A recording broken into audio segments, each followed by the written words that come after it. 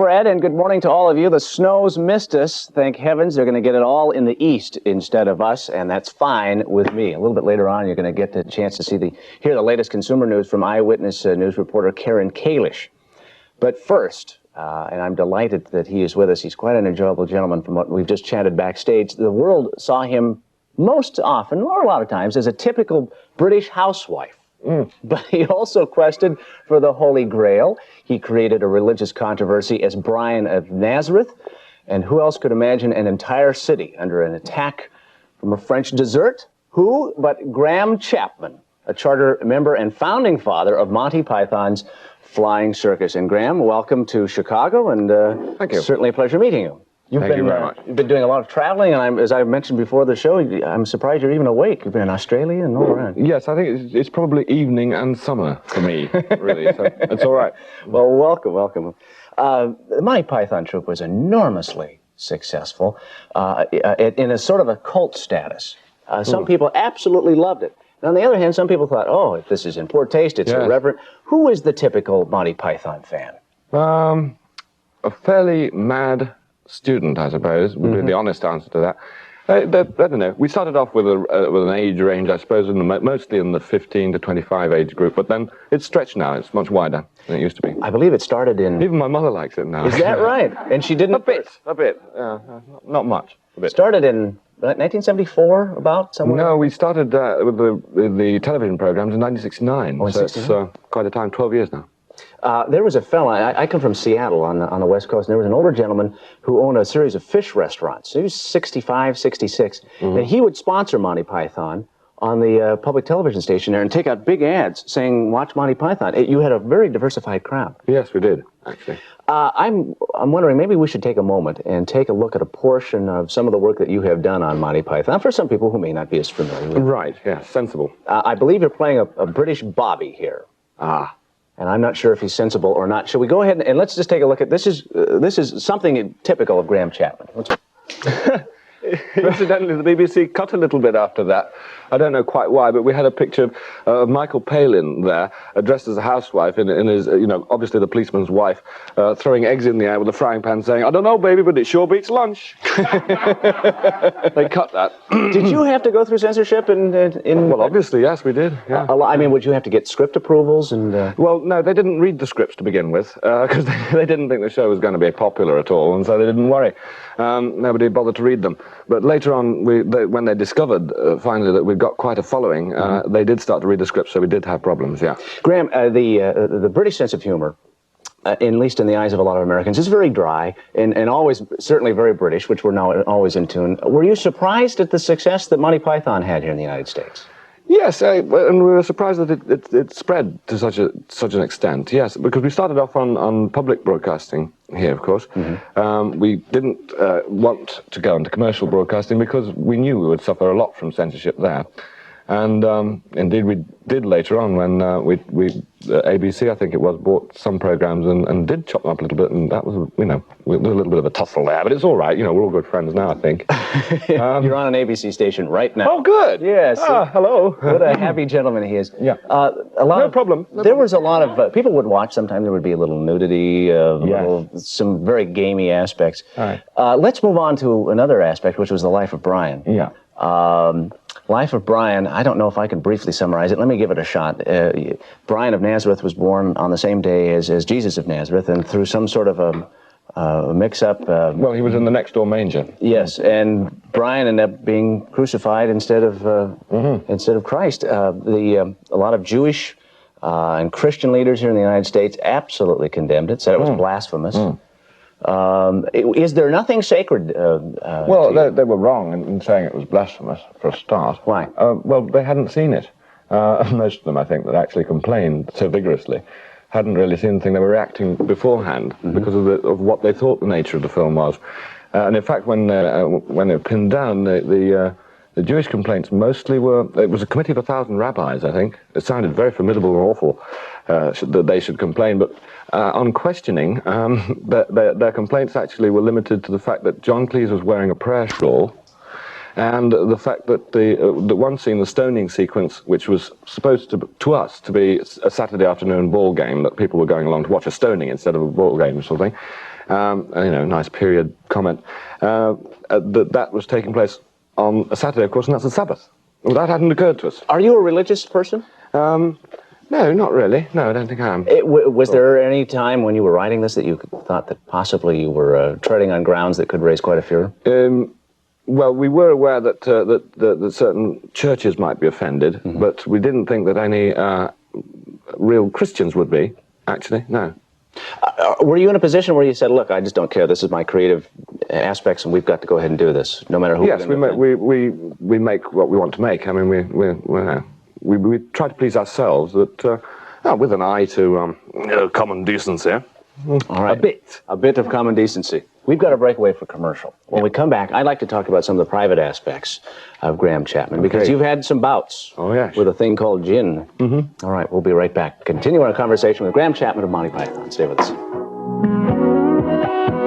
And Graham, you may know from Monty Python fame or from Monty Python and the Holy Grail or The Life of Brian. Graham has also written a book called A Liar's Autobiography, Volume 6. It's the first book you've written, though, isn't it? Yes, the first relatively solo effort, yeah. So it's actually Volume 1 disguised as Volume 6? To be strictly true, yes. Yes, it is. Yeah. It is a very unusual book. There are points in there where you're even making light of the fact that it may be difficult to tell fact from fantasy. Yes. Is that typical of your life? Well, yes, it is. I think it's true of everyone's, actually. It is rather difficult, really, because, I mean, any thing that you regard as truth is relative to the place where you are, isn't it? In time and space. I mean, that sounds a bit deep. Boy, that's isn't it? Way over Let's forget my head. that. That's the heaviest that sort thing. of stuff. I don't want that at this time of morning. You want to Is it morning? I don't think so. It's evening and summer for you. Well, you see what I mean? There's a, let me read a little quote here. We alluded to the fact before we went to commercial that you hit the sauce pretty hard there. You were drinking a lot of goodness me, yes. I really did, yes. I went to town on it in a big way. How much were you drinking a day? A lot. I mean, I actually got up to about, and this was only in the last 4 months or 5 months or so, but I was up to 80 fluid ounces of gin a day. 80 fluid ounces. So that's rather. What is that? It's about a couple of quarts. Yeah, right. About 3 pints. Were you? Was this a? You've given me a heavy answer. I've got to give you a heavy question. Was this like a death wish? Were you trying to end it all? No, one of those temperamental. It started off because I enjoyed it, and I just went too far, really. That's a quote from the book. Because you were making a recovery. You went to the hospital. Yes. To try to make a recovery. Yeah. Well, I started off on my own. I mean, I imposed. I actually dried out. Yeah.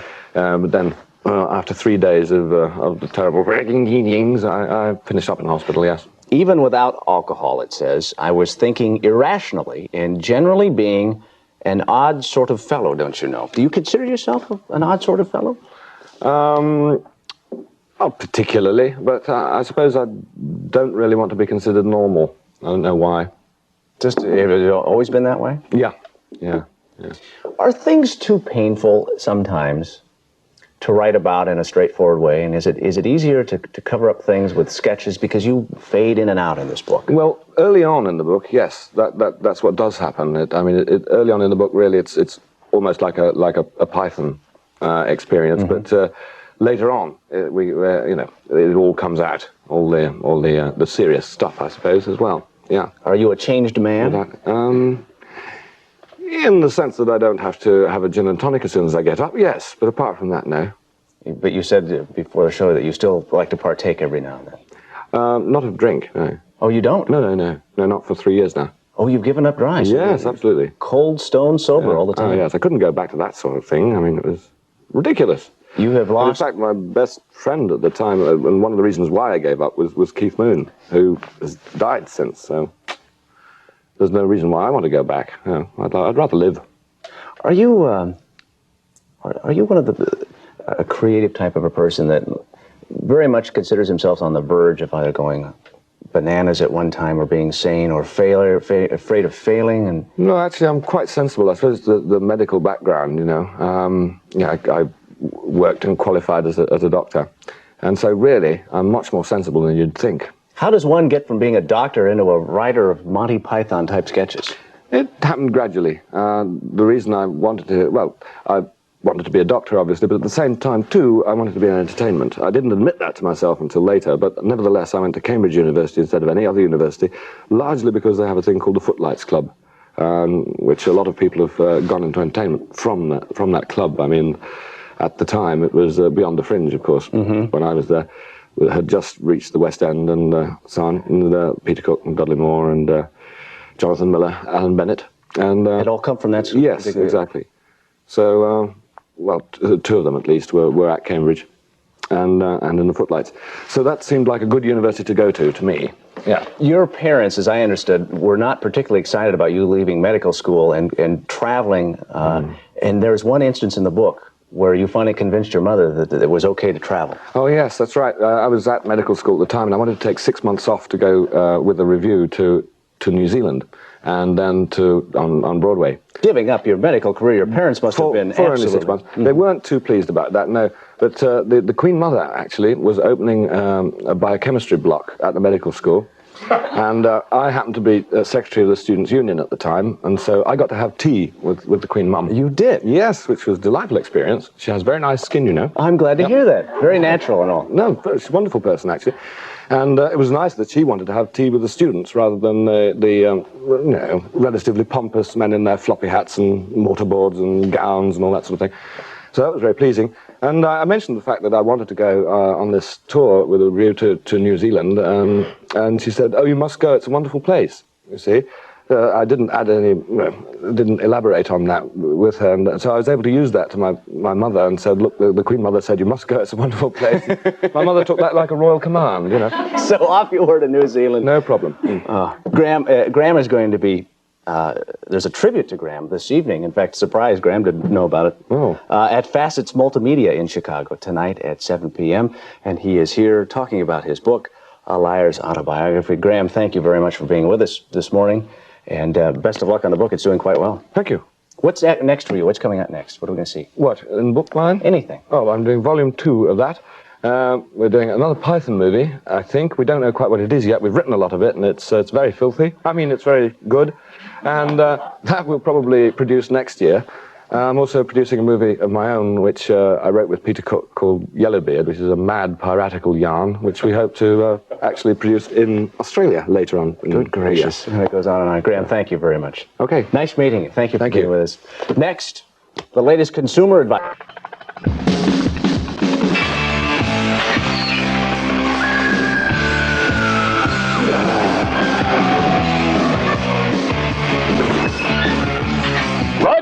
Stop this, right? I'll have none of this mindless drivel while I'm in charge. What you Americans need is some good, wholesome entertainment like Monty Python's Flying Circus. Let's see to it that we get that on very soon, understood? Good. And in the meantime, let's play a decent video for a change. One the whole family can enjoy. Now, how about the new one by John Cougar Mellencamp? Outstanding idea. I want to see that video this instant. I can see I'll have to get tough around here. Get anything done, right? Mellencamp, straight away!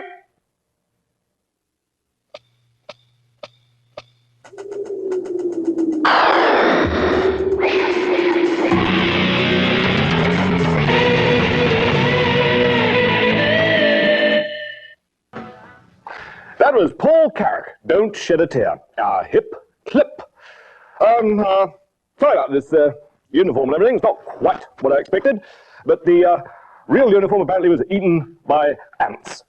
So, there we are, never mind. Maybe it'll turn up later on. Now, a few minutes ago, you saw the world premiere of John Cougar Mellencamp's new video. It's called Cherry Bomb, and it's the second video from the Lonesome Jubilee album. Some of John's friends contributed the old home movies that appear throughout the video, and John's US tour starts tomorrow night in how do you pronounce that, I wonder? Terre Haute. Terre Haute? It should be Terre Haute, really, shouldn't it? Terre Haute, Indiana. If you missed the video, you can see it later tonight at 9 Eastern Time, 6 Pacific. Now, Monty Python's Flying Circus is just minutes away! Gently, and I am not wearing, as some of you have complained, half a moustache. That is nonsense. Now, coming up, we have Cutting Crew and Monty Python's Flying Circus. Python's Flying Circus.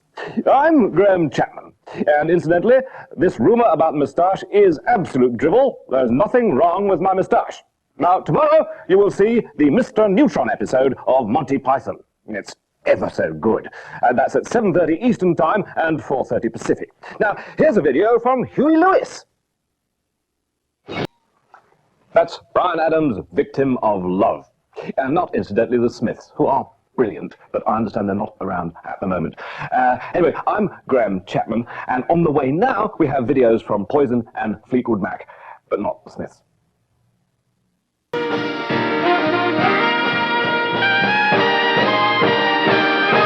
Okay. She's an amazing young lady.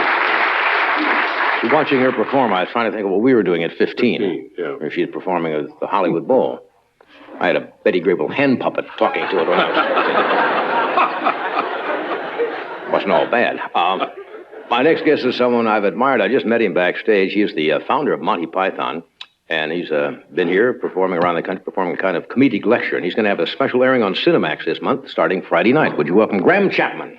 Graham?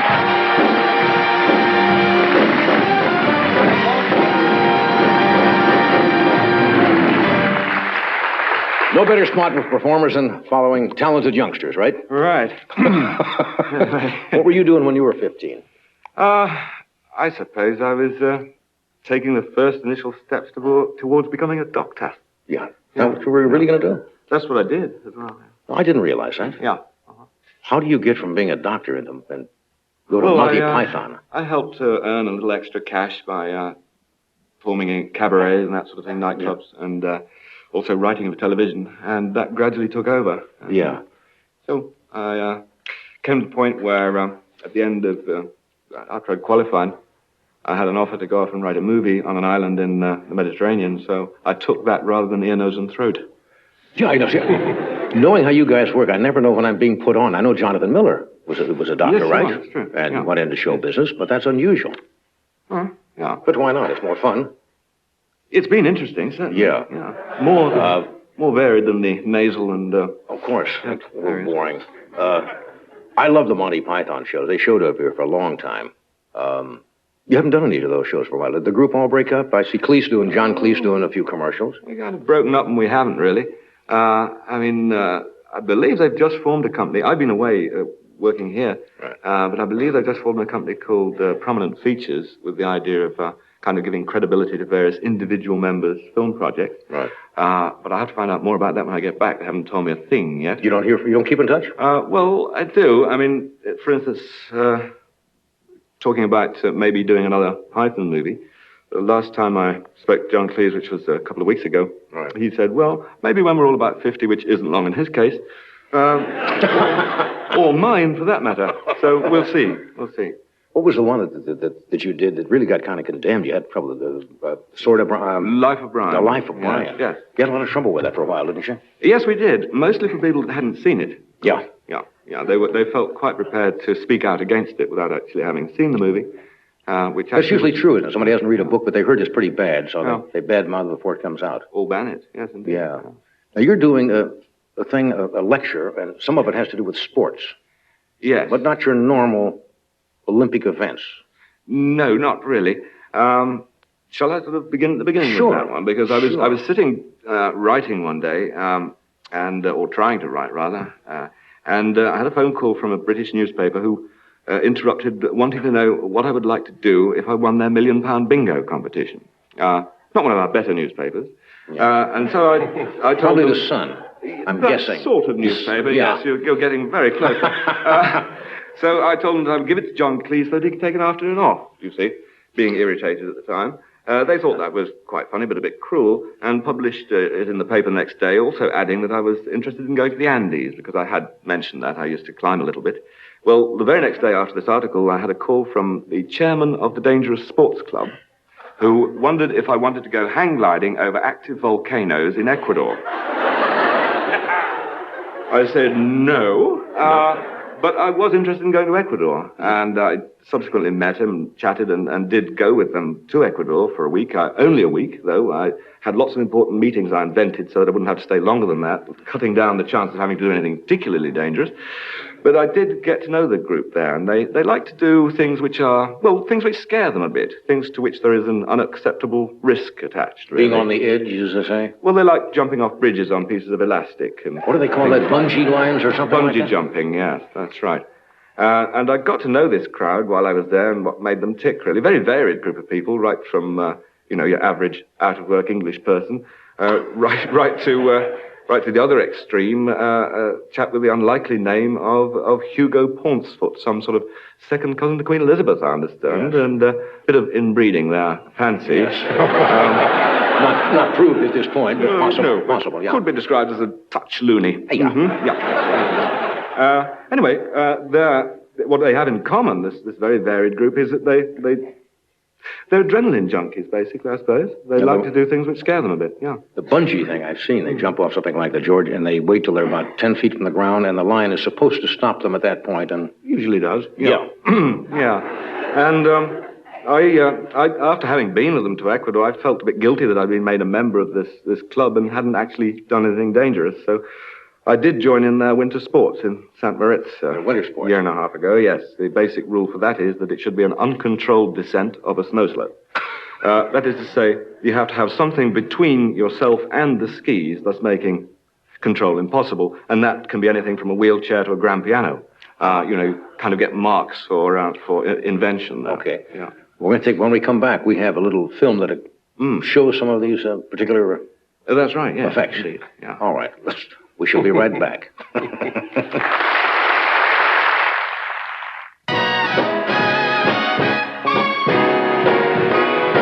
Okay, we're talking to Graham Chapman. Now, as a lead into these sports, you wanted to explain a little something else? Well, yes, that particular winter sport event, I finished up, I chose the safest looking object to go down the slope in, which happened to be a sort of 15-foot long wooden Venetian gondola on the skis, and found myself sitting next to Hugo Pauncefoot in this, at the top of the slope. Pauncefoot. Yes, and he said helpful things like, looks like a bit of a brown trouser job this afternoon. I got that. And we were then pushed off from the top of the slope, and by the second bump, we were airborne. I found myself flying over his head, and then saw Hugo fly over my head, and then we were pursued down the slope by this wretched wooden gondola, which had to kick away to avoid injury. But I felt I was winded, not badly wounded at all, but winded, but I felt great after that, thoroughly elated, full of adrenaline too. And so I did agree to do another event with them, which was of a catapulting nature, and this was for charity in Hyde Park. Basically, I was put into a climbing harness, tied behind me by a rope to a large concrete block set in the ground, and then this 150-foot crane lowered down some aircraft carrier elastic, very heavy-duty elastic, which was attached to the front of the harness. Then the crane stretched up to its full height, and at that point, the gentleman behind me said, there are one or two things you ought to know. He said, you will be experiencing a force of some 6G, so you'd better put your hands behind your head like that, otherwise you will get whiplash, not might, but will.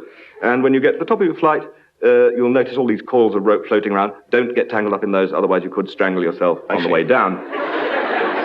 Let's see. So we better roll this in? Yes, well, I think we better see what happens with this. And we can have a little narrative over this? This is, in fact, a catapult event.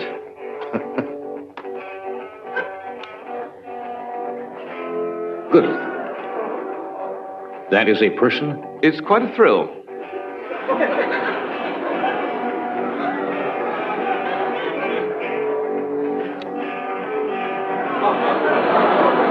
Those are not dummies. These are people? Those are people, yes. This is a bungee jump from a hot air balloon. Now, this is the bungee jumpers. Now, they have nothing but a long rubber band, which... And they do, as you say, get quite close to the ground. Good. Or water. I don't believe this.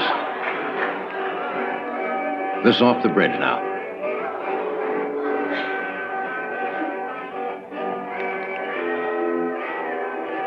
This is a jump of some 900 feet, believe it or not.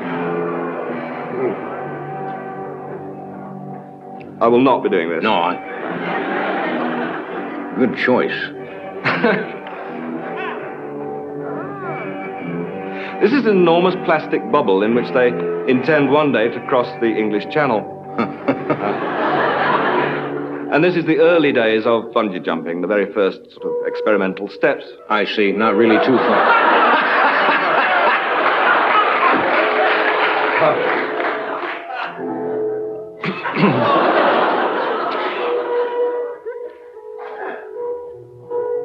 This is a little bit of hang gliding. They thought they ought to practice once. They don't normally practice because they think it takes the edge off things. But this was before flying off the top of the summit of Kilimanjaro, which is, of course, 19,500 feet. And David Kirk, the chairman of the club, had only flown 4 times before, so a little bit of practice. But he arrived at the top and decided a terrible takeoff from the top of Kilimanjaro. Just to land somewhere out there in the jungle. Good heavens. Or somewhere rather badly. Oh, bad show. Bad show. Now, this is the winter sports. Oh, this...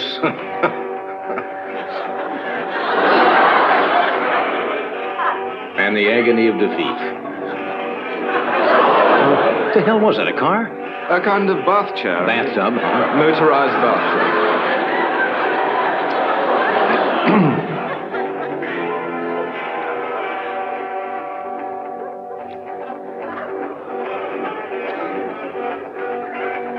What is that, an outrigger? That's the rowing 8. Yeah, Yep. I see.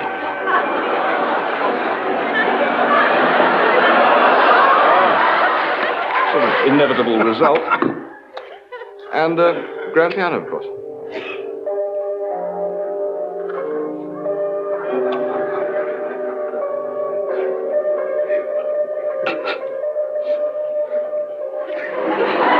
And why not? Why not? Yes. Why not, indeed?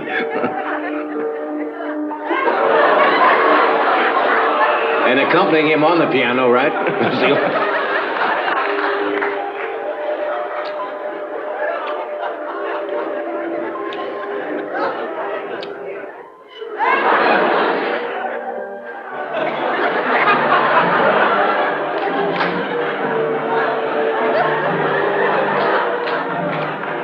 This is weird stuff.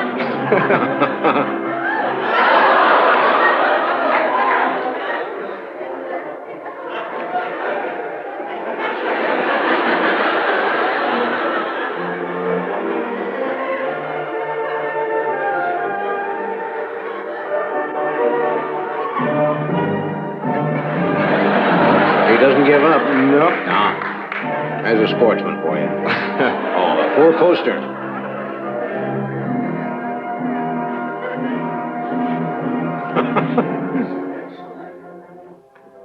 Very brave man here.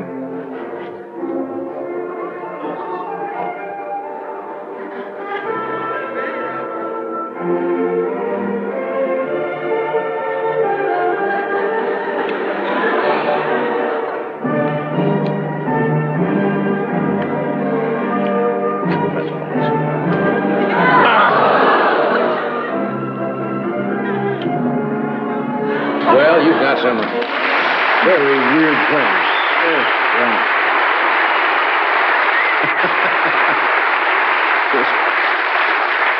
You have some very disturbed friends, Graham. Yes, they are kind of disturbed. In fact, I'm writing a full-length adventure movie about them. I think it will be the first adventure movie without special effects or insurance. Yeah, we'll take a break. We'll be right back.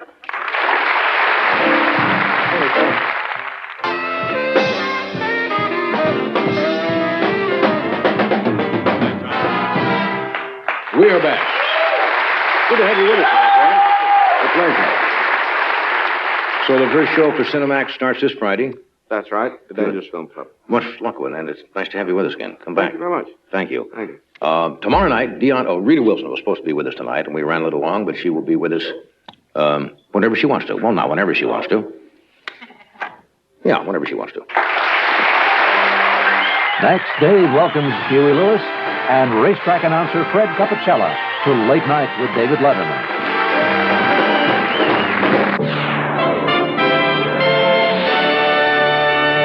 Touring the country, performing in clubs and colleges, and a one-man show called An Evening with Graham Chapman, and now for something completely different.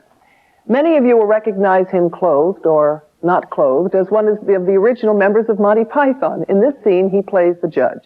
Let's watch. Please welcome Graham Chapman. Hello.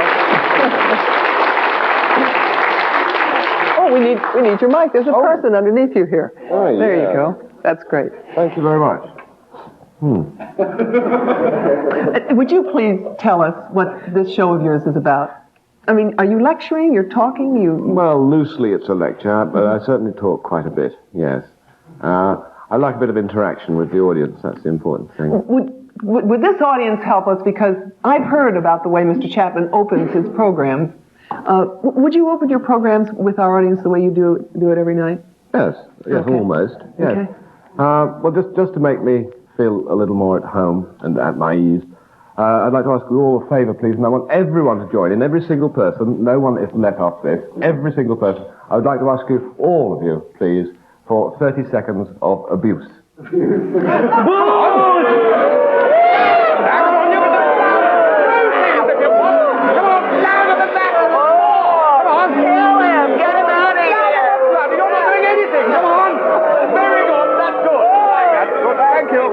Thank you very much indeed. Yeah. Gee, that made me feel better, too. Yes, it'll certainly save a lot of time later on.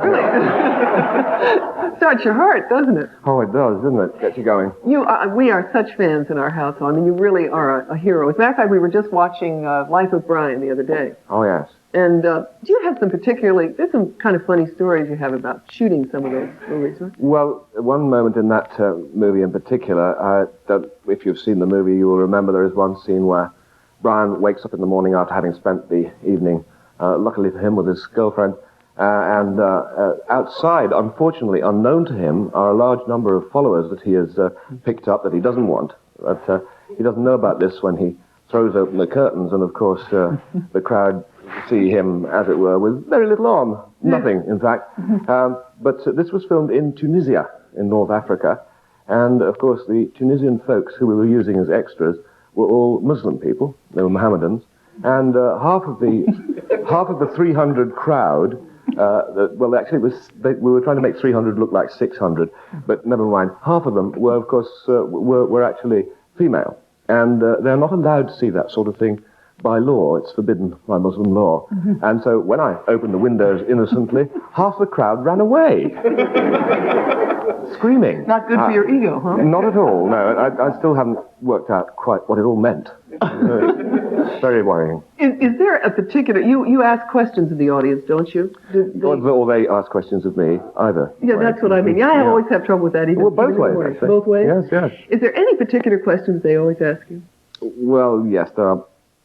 Unfortunately, one question, how did you get the name Monty Python's Flying Circus? That's pretty frequent. No, that's boring. Yes, it is. Any other questions? Well, what are you doing now? When are you going to make another Python movie? When are you? Well, that's another dullish question. All right, then let's not ask that. I want to ask an interesting question. You kind of drank a little bit at one point in your life, I understand, and there was one day particularly when you realized you probably couldn't do it anymore. Could you tell us a little bit about that? Yes, well, that was yes, it was enormous quantities, actually. How much? Gross excess, I would call it. Yeah. Started early in the morning? Yes. That's tough when you have to work on in waking, movies. yes. I had to get 3 or 4 swift measures of gin inside in the first half hour, otherwise the shakes would start at that point. Yes, dreadful. But still, I carried on. And the first day of filming of Holy Grail, we were out there on the Scottish mountainside at 7 o'clock in the morning, and I hadn't taken any precautions. I hadn't got a hip flask or anything like that. Neither had any of the rest of the crew, which is unusual. I thought there'd be something around, you know. But no, nearest village 20 miles away. And, the camera had broken down this first day of filming, so we were an hour and a half late before getting to the first shot, and by then I was really jingling away. And the scene we were about to do was the scene where King Arthur, that was myself, crosses over the bridge of eternal peril over the gorge of death. In more ways than one. Huh? Yes, exactly. So that was kind of a message to me, I think. Well, at least I accepted it as such and decided I would give up as soon as I could, which I did about a couple of months later. Wow. And haven't touched it since, fortunately. And that's when, about 3 years ago? No, it's 10 years ago now. Really, that long? Well, you look wonderful, and you're doing now a Feeling a lot movie, better quickly now. I have to ask you, the movie something about sport, crazy things that Oh, people yes, do? the Dangerous Sports Club. And that's coming out soon? Well, I hope we'll be filming that next year. Oh, Yeah. great. Mhm. Well, That's, it's interesting that. They jump off bridges on pieces of elastic and such like. healthy things like that. Healthy things Well, once like you that, sober yeah. up, you know, you can do those kind of things. Thank you very much for coming. Thank you. Coming up next, Bob.